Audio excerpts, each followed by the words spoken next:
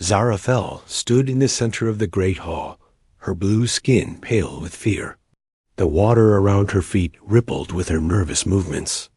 Above her, the 5 high matriarchs of Aquaticus Prime floated in their crystal thrones, their ancient, eyes cold and disapproving. "Your research is rejected," announced Matriarch Velinara, her voice echoing through the vast underwater chamber. "For the 3rd time, we find your work unworthy of our consideration." Zarafel's heart sank like a stone. She had spent 7 years developing her research on genetic compatibility between different alien species.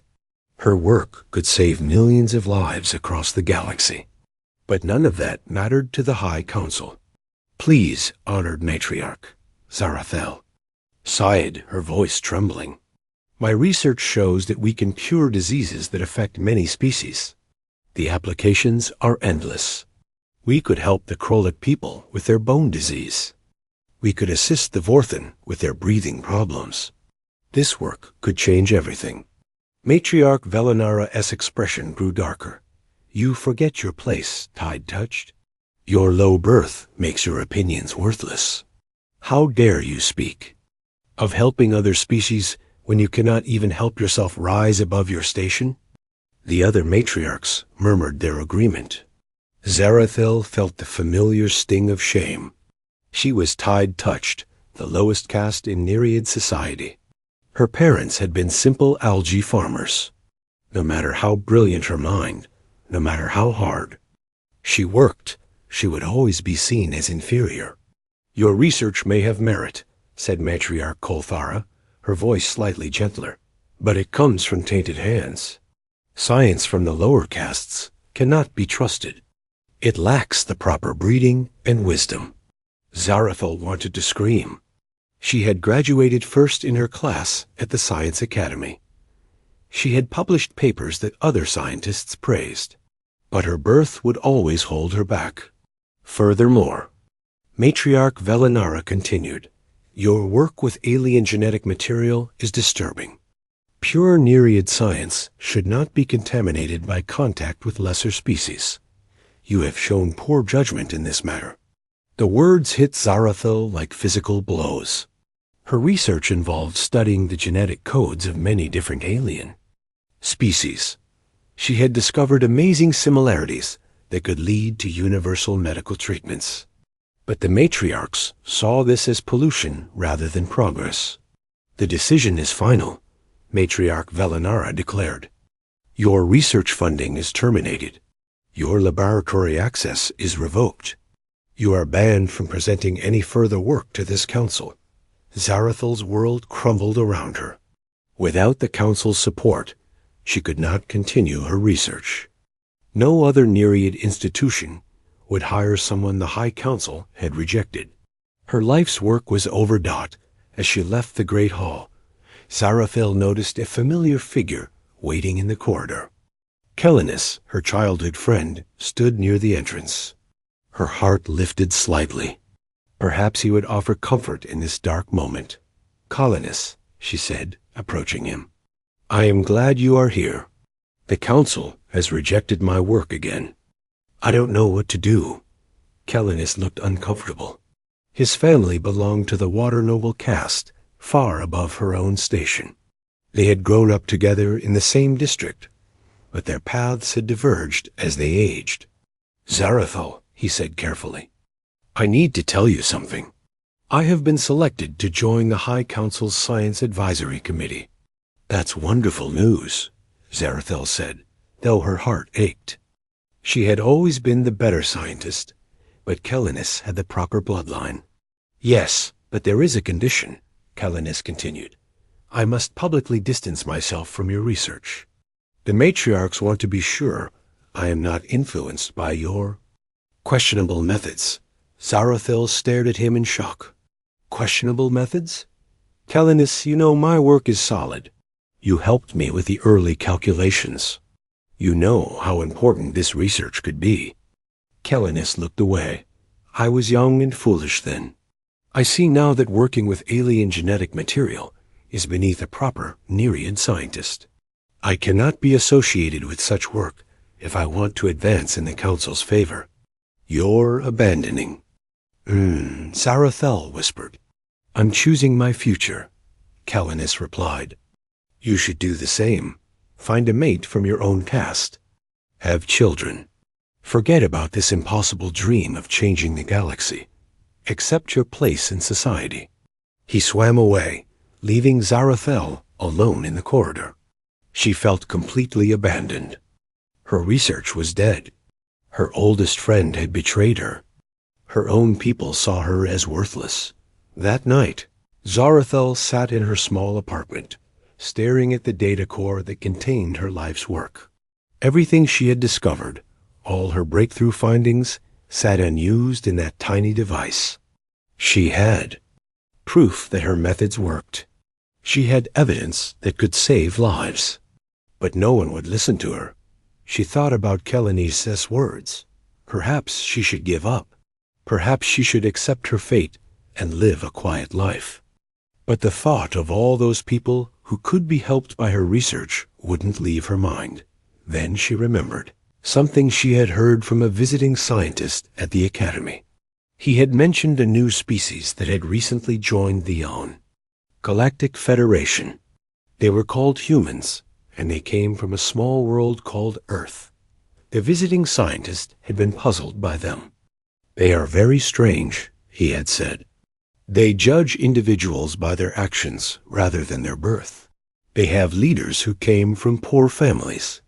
They have scientists who rose from the lowest classes. It makes no sense, but somehow they are quite successful. At the time, Zarathil had found this hard to believe. How could a society function without proper hierarchy? How could they trust people from lower classes to make important decisions? But now, sitting in her ruined apartment with her destroyed career, the idea seemed less strange. Perhaps there was a place in the galaxy where her work would be valued, regardless of her birth. Perhaps there were people who would judge her research on its merits rather than her bloodline. The humans had established several colonies, according to the Academy records. One of them was called New Haven. It was relatively close to Nereid space. Only a few days' travel by transport ship. Zara THEL made a decision that would have seemed impossible just hours before. She packed her few belongings, including the precious data core, with her research. She also took something else, a traditional Nereid marriage proposal crystal that had belonged to her grandmother. In Nereid culture, such crystals were used to formalize unions between families. Zarathel had never thought she would use it, since no respectable Nereid would marry someone from her caste. But perhaps, in this strange human society, such things work differently. She bought passage on the next transport ship leaving for human space. As Aquaticus Prime grew smaller behind her, Zarathil felt a mixture of terror and hope. She was leaving everything she had ever known to seek help from an alien species her people considered barbaric, but she had no other choice. Her research was too important to abandon. If the humans truly judged people by their actions rather than their birth, perhaps they would give her the chance her own people had denied her.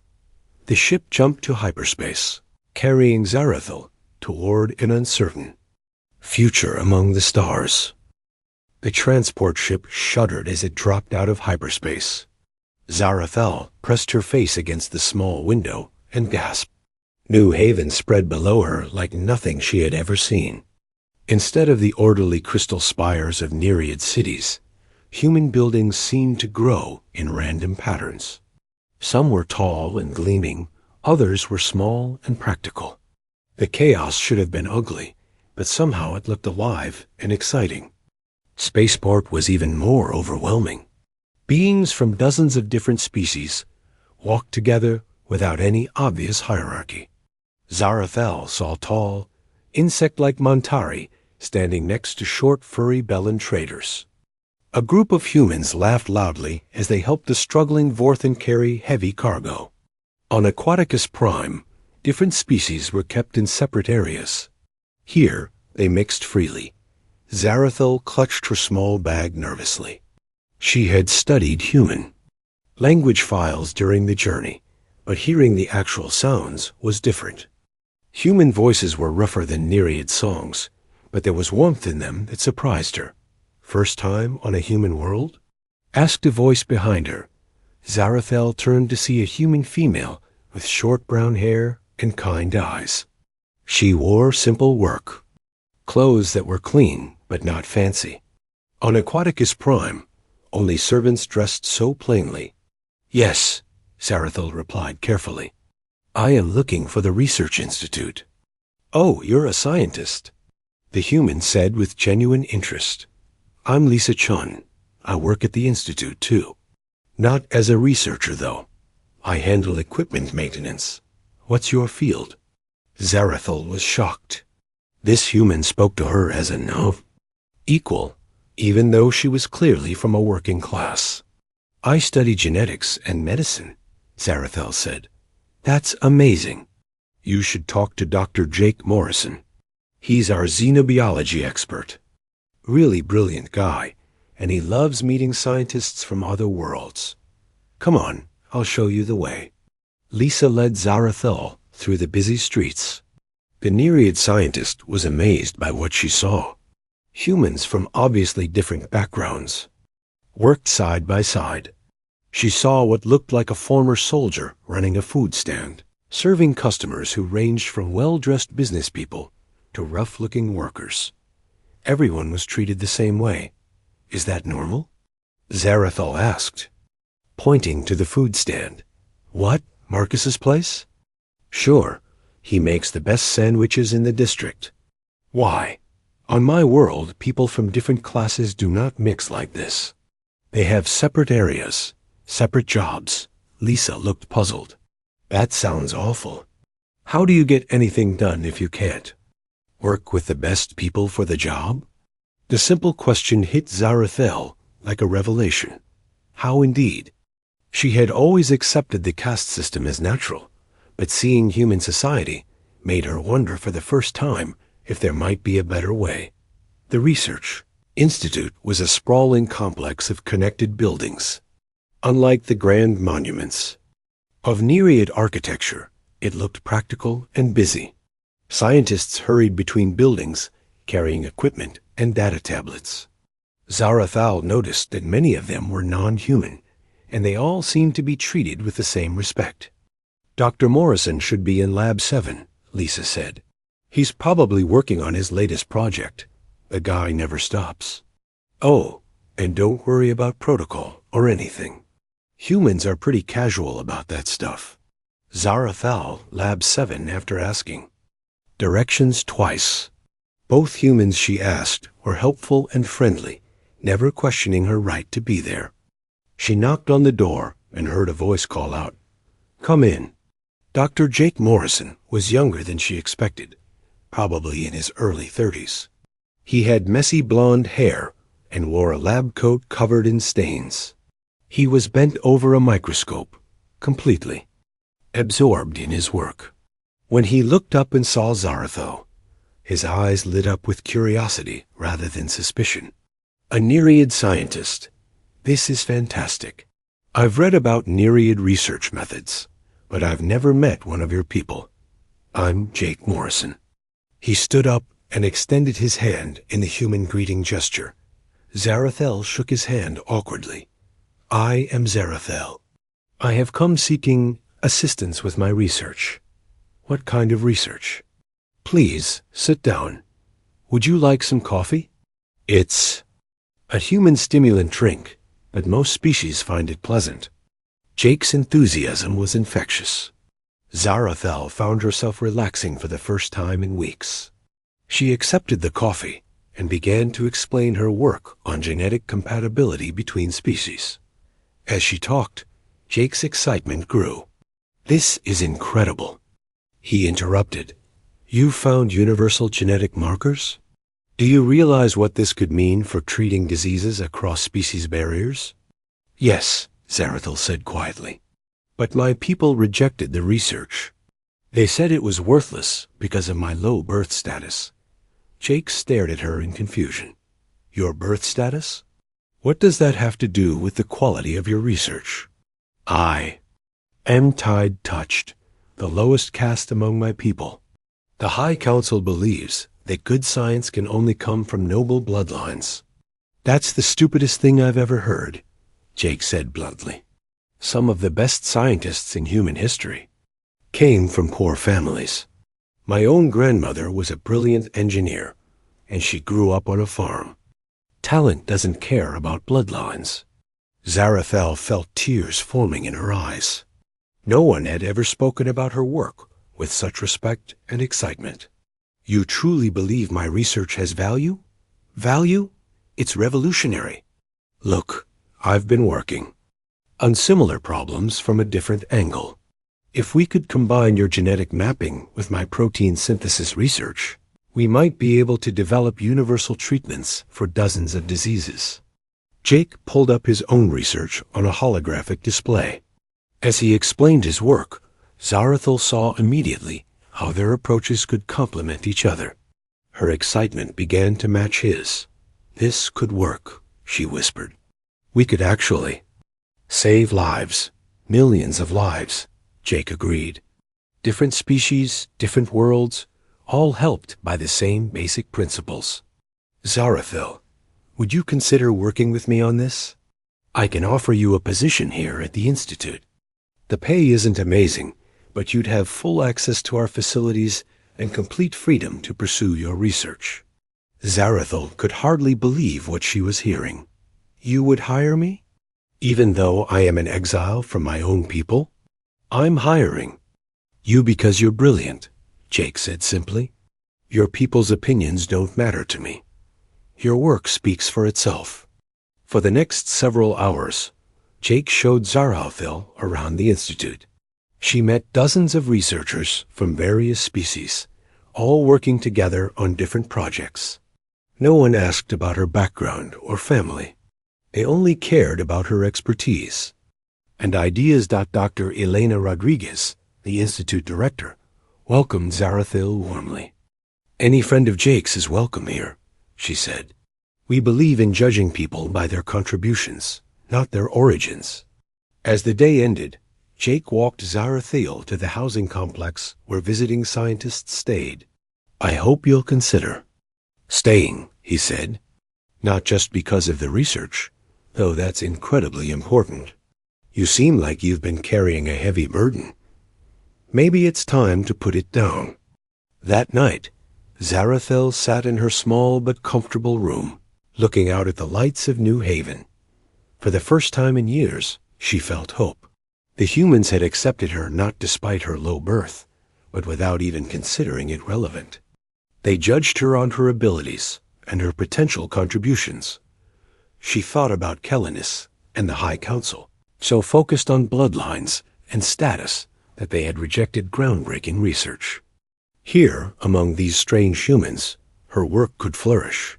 She could make the difference she had always dreamed of making. Zarathel made her decision. She would stay on New Haven and work with Jake Morrison. Together, they would prove that good. Science knew no boundaries of species or caste. She would show her people what they had lost by clinging to their ancient prejudices. For the first time since leaving Aquaticus Prime, Zarathel smiled.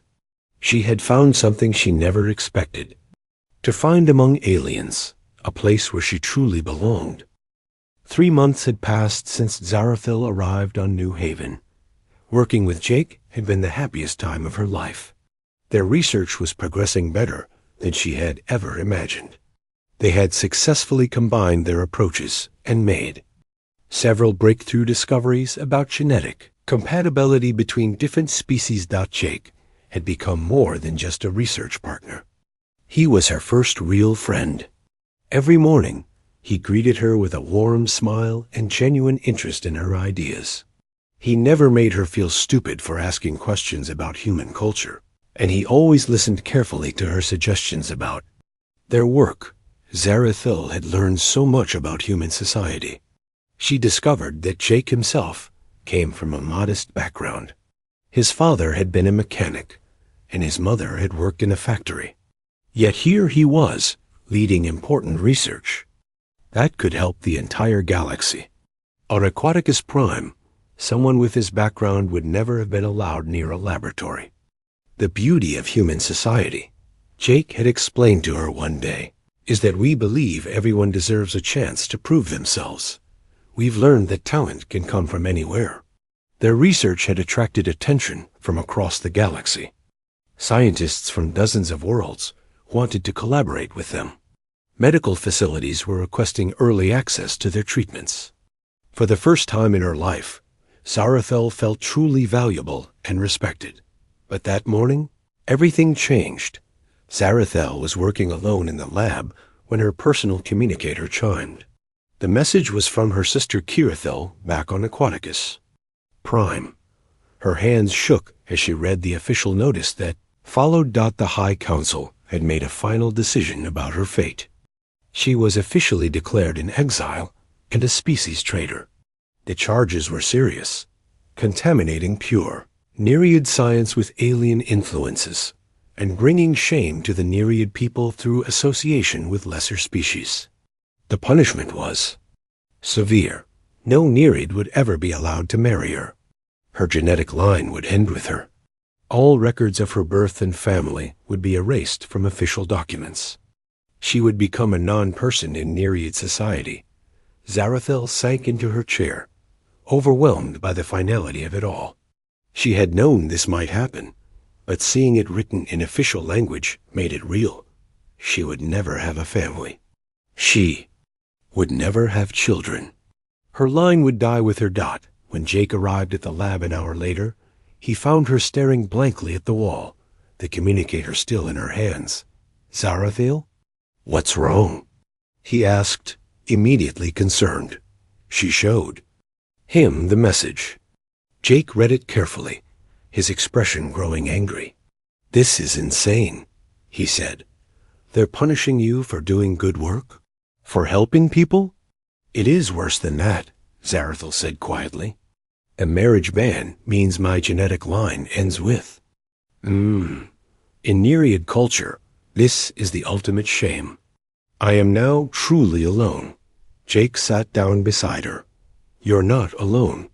You have friends here. You have important work that's helping people across the galaxy. Isn't that worth something? You don't. Understand, Zarathel said. Without the possibility of marriage and children, I have no future. My life has no meaning in the eyes of my people. But what about in your own eyes? Jake asked. What about the lives we're saving with our research? Zarathel looked at him with desperate eyes. She had been thinking about this problem for days, ever since she first suspected the Council might take this extreme step.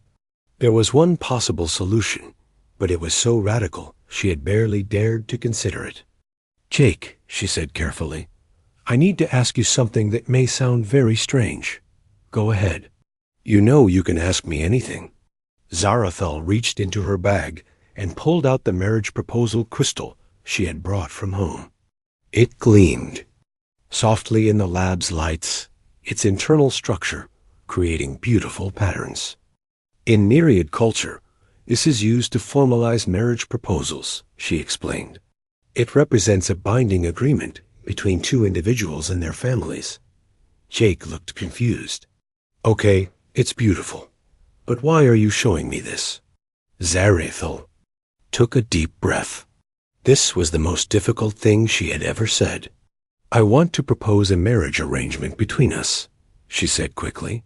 Before she could lose her nerve, Jake stared at her, clearly shocked. A marriage? Zarathel. What are you saying? Not a romantic marriage, she explained hurriedly. A practical arrangement. If I am married to a human citizen, the Nereid Council cannot claim I am genetically isolated. Our research could continue without political interference. You would help me, and I would help you by sharing all my knowledge freely. Jake was quiet for a long moment. Zarathel could see him struggling with the idea. You're talking about a marriage of convenience, he said finally. Yes, a scientific partnership formalized through legal marriage. Many Nereid marriages are arranged for political or economic reasons. This would be similar, but for scientific purposes. But Zarathil, human marriages are usually based on love and emotional connection. What you're describing sounds more like a business contract. Zarathil felt her hopes beginning to crumble. I understand if you cannot accept. It is asking too much. I just thought ... since we work so well together. It's not that I don't want to help you, Jake said carefully. But marriage is a big step, and doing it just for legal protection feels wrong somehow. Wrong? Zarathil asked, confused.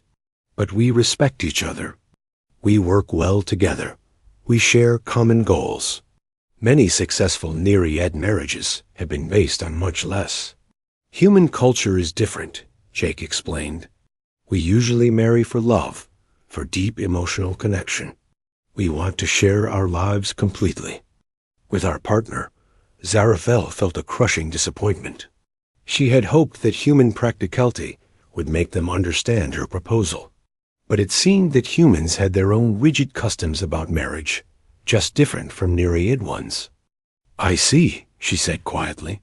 I apologize for suggesting something inappropriate. You didn't do anything wrong, Jake said quickly. I just need time to think about this. It's a big decision that would affect both of our lives. The rest of the day was awkward. They tried to work on their research, but the tension between them made concentration difficult. Zarathil kept thinking about her proposal and wondering if she had ruined their friendship. Jake seemed distracted and uncomfortable. Other researchers at the Institute noticed the change in their usual easy partnership. Dr. Rodriguez asked Jake if everything was all right, but he just said they were dealing with some personal issues. That evening, Zarathil sat alone in her quarters, feeling more isolated than ever. She had found acceptance among humans, but she had also discovered that they had their own cultural barriers she didn't understand. Her desperate proposal had probably damaged the best friendship she had ever had. She looked again at the marriage crystal, wondering if she had made a terrible mistake. Among her people, such proposals were common and practical. But humans seemed to view marriage as something almost sacred, not to be entered into for mere convenience. Perhaps she had been foolish to think that any species could truly understand her situation. She was caught between two worlds, belonging fully to neither. The Nereid Council had cast her out, and now she had made things awkward with the one human who had shown her genuine kindness. Zarathil went to bed that night wondering if she would ever find a place where she truly belonged, or if she was destined to remain forever between worlds, accepted by none and understood by few. The next few days were the most awkward of Zarathil's life. She and Jake still worked together in the lab, but the easy friendship they had built was gone. Jake was polite but distant. He spoke to her about work but avoided personal conversations.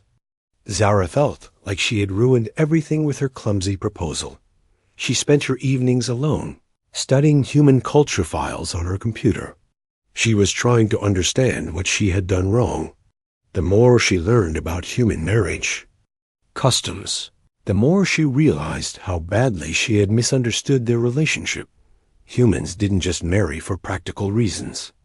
They married people they loved deeply, people they wanted to spend their entire lives with. They shared homes, had children together, and supported each other through good times and bad. Her proposal must have seemed cold and businesslike to Jake, but as she studied, Zarathil also began to understand something else. She realized that her feelings for Jake weren't just professional respect. She looked forward to seeing him every morning. She felt happy when he smiled at her. She worried about him when he worked too late. She had never experienced these emotions before, but the human files described them clearly. She was developing what humans called romantic love. This discovery frightened her. Nereid culture didn't prepare people for such feelings. Marriages were arranged by families for practical reasons. Love was considered a pleasant bonus, but not essential. Now she was experiencing something her culture had no framework for understanding. Meanwhile, Jake was doing his own thinking. He had spent several sleepless nights considering Zarathiel's proposal. At first, he had been shocked by the idea of a marriage based on convenience rather than love. But the more he thought about it, the more he realized how desperate her situation must be for her to make such a request. He also couldn't stop thinking about Zarathiel herself. Over the past 3 months, she had become the most important person in his life. He admired her brilliant mind and her dedication to helping others. He was amazed by her strength in facing exile from her own people. And he had to admit, he was attracted to her in ways that went beyond professional respect. But Jake also felt guilty about these feelings. Zarathiel had asked for his help in a moment of desperation. Taking advantage of that vulnerability would be wrong. How could he tell if her feelings were real or just gratitude for his kindness? Their research breakthrough came at the worst possible time. After weeks of careful testing, they successfully developed a treatment for Vicarian flu, a disease that affected multiple species but had never been curable before. It was exactly the kind of breakthrough that should have brought them together in celebration. Instead, they announced their success with awkward formality. The other researchers at the Institute noticed immediately that something was wrong between them. "You too should be dancing on the tables," said Dr. Rodriguez after reviewing their results. "This treatment could save thousands of lives." "What's going on with you?" Neither Jake nor Zarathiel could explain the situation. They mumbled something about being tired and went back to their separate work. The breakthrough attracted immediate attention from across the galaxy. Research institutes, medical centers, and government agencies all wanted to collaborate with them. But the most significant response came from an unexpected source. Zarathiel was working alone in the lab when an official communication arrived on the main terminal. The sender's identity made her blood run cold. Dr. Veltar, her former mentor from Aquaticus Prime, and now a senior advisor to the High Council. The message was brief and to the point. The Nereid government had noticed the success of her research. With humans, they were prepared to make her an offer. "The High Council has reconsidered your situation," the message read. "Your recent work, while contaminated by human influence, shows promise. We are prepared to restore your citizenship and research privileges if you return to Aquaticus Prime immediately. You must sever all ties with human researchers and agree never to share Nereid-derived knowledge with alien species again. You have 7 days to respond." Zarathiel stared at the message in shock. They were offering her everything she had wanted. Months ago, recognition, acceptance, and the chance to continue her research. But the price was abandoning Jake and the work they had built together. The message continued with a barely concealed threat. Failure to accept this generous offer will result in political action to prevent publication of your research in major scientific journals. The Nereid government has significant influence in the Galactic Research Council. When Jake arrived at the lab an hour later, he found Zarathiel sitting in stunned silence, the message still displayed on the screen. He read it over her shoulder, his expression growing angry. "They can't do this," he said. "They can't just threaten to suppress legitimate research because they don't like who you're working with." "They can and they will," Zarathiel said quietly. "The Nereid government has many allies in the galactic scientific community. If they make an official complaint about my research methods, it could be banned from publication. So what are you going to do?" Jake asked, though his voice suggested he already feared the answer. Zarathiel looked at him with pain in her eyes. "I don't know. If I go back, I continue some version of my research, even if it's limited. If I stay, all our work might be suppressed. Either way, people who could be helped by our discoveries will suffer." Jake was quiet for a long moment. Then he made a decision that surprised both of them. "There's a third option," he said. What? If we make this so public and successful that they can't suppress it? What if we present our work at the Galactic Medical Conference next month? Once it's out there with results that prove its value, it will be much harder for them to make it disappear. But that's only 3 weeks away, Zarathel said. We would need more data, more proof that our treatments work. Then we work day and night to get it, Jake said with determination. We make our research so solid and so important that no political pressure can touch it. Zarathel felt a surge of hope. You would do that? Risk your own career to help me fight the council? Jake looked at her intently. Zarathel, these past few days have made me realize something. I've been thinking about your proposal, and I think I understand it better now. Her heart began to race. What do you mean? I mean that maybe there's more than one reason to marry someone. Maybe love and practical partnership aren't opposites. Maybe they can grow together. Zarathel stared at him, afraid to hope. Are you saying? I'm saying that if you still want to make this work, both the research and the marriage, I'm willing to try, not just as a business arrangement, but as two people who care about each other and want to build something together. For the first time in days, Zarathel smiled. You would really do that? I would, Jake said. But first, we have a conference to prepare for. Let's show the galaxy what human and Nereid science can accomplish together. As they began planning their presentation, both of them felt that something fundamental had changed between them. Awkwardness was gone, replaced by a new kind of partnership that was both professional and personal. They had 3 weeks to save their research and their future together. The Galactic Medical Conference was the most important scientific gathering of the year.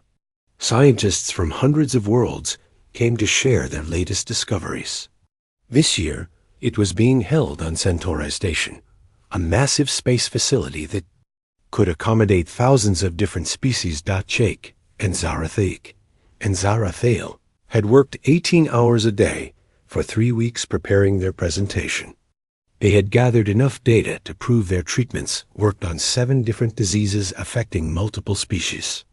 Their research was solid, groundbreaking, and ready to change medicine across the galaxy. But as their transport ship approached Centauri Station, Zara felt sick with worry. She had received 2 more threatening messages from the Nereid Council. They promised to destroy her reputation if she presented research that included human collaboration. They had even sent representatives to the conference who would formally object to her presentation. Stop worrying, Jake said, sitting beside her as they watched the station grow larger outside the window. Our research speaks for itself. When people see how many lives this could save, politics won't matter. You don't know how powerful the Nereid government can be, Zarathel replied. They have allies throughout the galactic scientific community. They could have our research banned before we even finish presenting it. Jake took her hand gently. Over the past 3 weeks, their relationship had grown deeper. They were no longer just research partners or friends. They were 2 people who had found something special together. Whatever happens today, Jake said, we face it together. That's what partners do. The conference hall was enormous, filled with beings from across the galaxy. Jake and Zarathel were scheduled to present in the late afternoon during one of the most important sessions. As they set up their equipment, Zarathel noticed several Nereid officials sitting in the front row, their expressions cold and disapproving. Dr. Veltar, her former mentor, approached them during the break before their presentation. Zarathel, he said in the formal Nereid language, you still have time to reconsider. The council's offer remains open. Abandon this foolishness and return home with honor. My research is not foolishness, Zarathel replied in human standard language, making sure Jake and others could understand. It represents years of careful work that could help millions of people. Research contaminated by contact with inferior species, Dr. Veltar said dismissively. The Council has prepared a formal objection to your presentation. We will demonstrate that your methods are flawed and your conclusions invalid. Jake stepped forward. With respect, Dr. Veltar, our results have been verified by independent laboratories. The treatments work. That's not opinion. It's fact. Doctor. Veltar looked at Jake with obvious disgust. A human dares to speak to me about scientific validity? Your species has barely left its home system. What could you possibly know about proper research? I know enough to recognize breakthrough science. When I see it, Jake replied calmly, and I know enough to judge research by its results, not by who conducted it. When their turn came to present, Jake and Zarathel walked to the stage together. The massive hall fell silent as hundreds of beings focused their attention on the unlikely pair, a human and an exiled Nereid scientist. Jake spoke first, explaining the theoretical foundation of their work. His presentation was clear and confident, outlining how they had discovered universal genetic markers that existed across multiple species. The audience listened with growing interest as he described the potential applications. Then Zarathil took over, presenting their actual results. She showed video recordings of patients from different species being successfully treated with their new methods. A Vorthan child recovering from respiratory failure.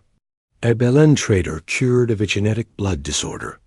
A human colonist healed. From a rare nerve disease. The evidence was overwhelming. Their treatments worked across species barriers in ways that had never been achieved before.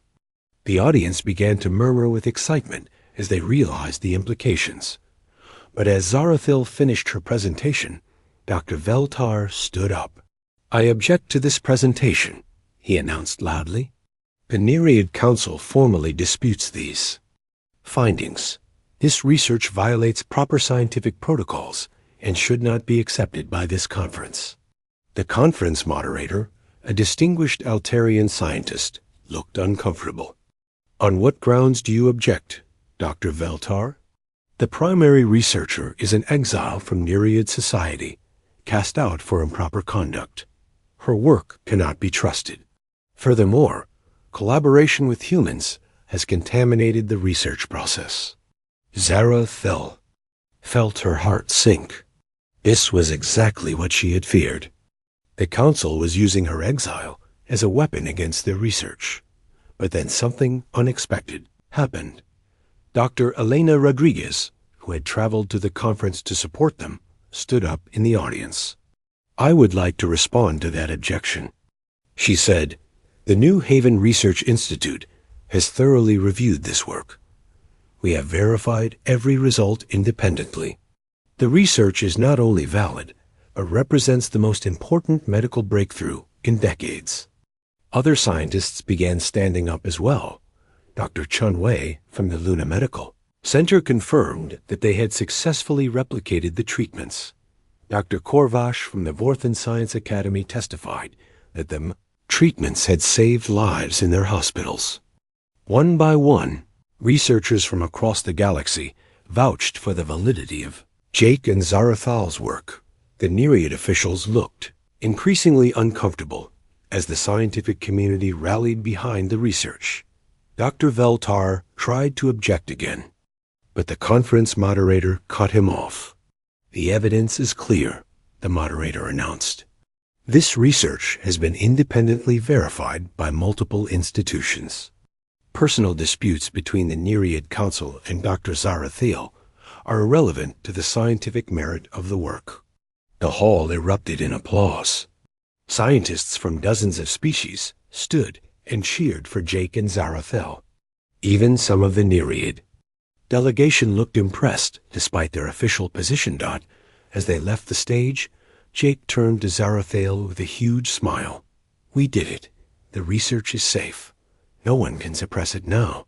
But Zarathil had realized something even more important. Looking out at all those scientists who had supported them, she understood that she had found her true community. It wasn't based on species or birth status. It was based on shared values and mutual respect. That evening, at the conference celebration dinner, Jake made an announcement that surprised everyone. "I have something important to say," he told the gathered scientists. 3 months ago, Zarathel came to New Haven as an exile from her own people. She asked me to marry her as a practical arrangement to protect her research. The room fell silent. Jake continued, "At the time, I thought marriage should be based on love, not convenience. But I've learned something important. Love and partnership aren't opposites. When two people respect each other, work well together, and care about the same things, love can grow naturally." He turned to Zarathil, who was staring at him in amazement. "So I'm asking you now, not as a practical arrangement, but as someone who loves you and wants to build a life together, will you marry me?" Zarathil felt tears running down her face. "Yes," she whispered, then louder, "Yes." The entire hall erupted in cheers and applause. Scientists from hundreds of worlds celebrated the union of two researchers who had proven that the best science comes from cooperation, not separation. 6 months later, Zarathil and Jake opened the Morrison Zarathil Institute for Interspecies Medicine on New Haven. Scientists from across the galaxy came to work there, regardless of their species or background. The institute became famous not just for its groundbreaking research, but for its motto, "Judge by merit, not by birth." Zarathil never returned to Aquaticus Prime, but she didn't need to. She had found something better than acceptance from her Earth culture. She had found a place where her true worth was recognized and celebrated. The desperate proposal that had once seemed like her last hope had led her to discover the most important truth of all. Home isn't where you come from, but where you're valued for who you truly are.